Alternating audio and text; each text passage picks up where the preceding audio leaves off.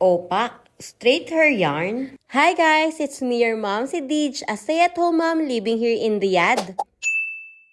Kung kailan nga ako naglaba, nagka-sunstorm nga. Hindi ko pa nga malalaman na meron palang sunstorm kung hindi nga tumawag sa akin si daddy at naalala nga niya na maglalaba ako. Paglabas ko pa nga lang ng pinto, nakita ko nga yung kumot na nilaban ko nasa sahig na nga. Ito nga lang talaga ang kalaban mo dito sa Saudi. Mabilis kang matutuyo ang mga damit mo pero maalikabok nga lang. Kaya naman pagkapasok nga namin dito sa loob ng bahay ay pinagpag ko nga muna itong mga nilaban ko at saka ko nga tinupi.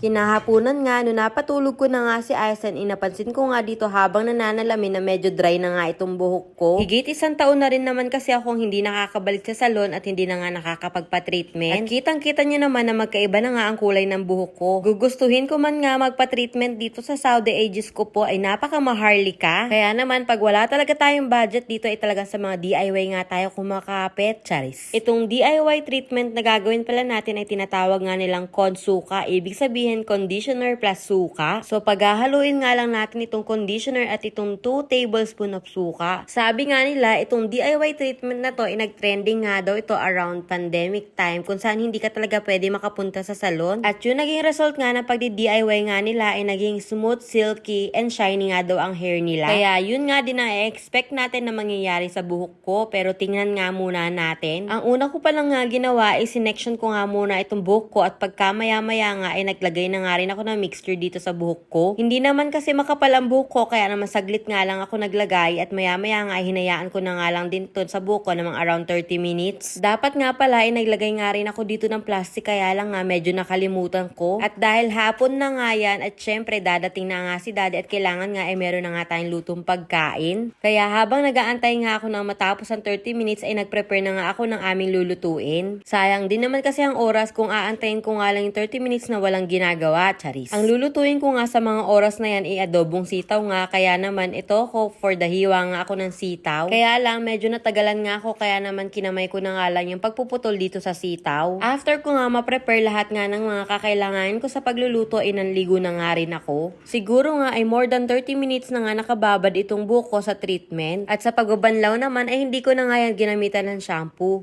Sinigurado ko na nga lang na banlaw yan. Napansin ko nga agad na hindi nga buhol-buhol itong buhok ko kahit kamay nga lang ang gagamitin. At in terms naman sa amoy, hindi naman siya amoy suka at mas lamang pa nga amoy ng conditioner. Ginamitan ko na nga ng electric fan sa pagpapatuyo nga ng buhok ko para naman kahit paano makita ko na nga agad yung result. After ilang minutes nga ng pagpapatuyo, napansin ko na nga agad yung buhok ko na medyo shiny nga siya pero hindi siya ganun ka-smooth pa. Dahil siguro nga ay hindi pa ganun siya katuyo. At so far nga is medyo satisfied naman ako. Anyways, hindi ko na pala pinatuyo masyado yung buhok ko dahil pumunta na nga ako sa kusina para nga magluto dahil anong oras na nga na yan. At kinagabihan pala, inapansin ko nga na biglang ang baksak nga ng buhok ko at napakaganda naman talaga niya. Aakalain mo bang DIY lang yan sa sobrang baksak at shiny nga niyan?